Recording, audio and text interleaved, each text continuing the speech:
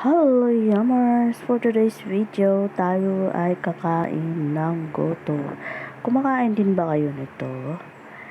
Lugaw lang siya, tapos normal lang siya na lugaw, tapos mayroong mga laman loob ng beef.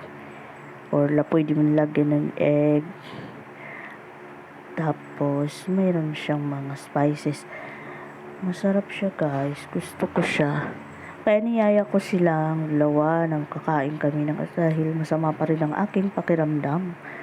Hanggang sa ngayon, gusto kong kumain ng ganito. Ayan sila, kasama ko. Pagkatapos ito ay dinayo pa namin sa kabilang baryo. Maraming kumakain doon.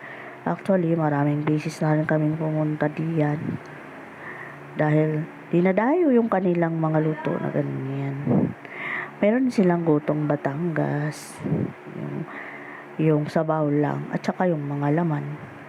Pagkatapos nun, ayan, dumaan kami ng supermarket, uminom kami, bumili ng mga inumin, dahil kami nagro-road trip, marami din kaming dinaanan.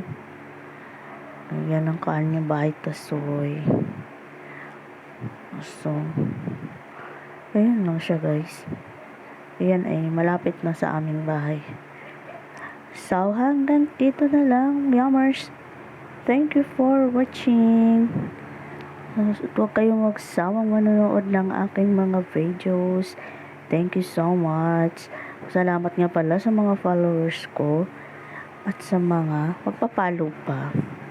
Ay, walang hanggang pasasalamat sa inyo. Kung hindi dahil sa inyo, ay hindi ako makakarating sa ganito.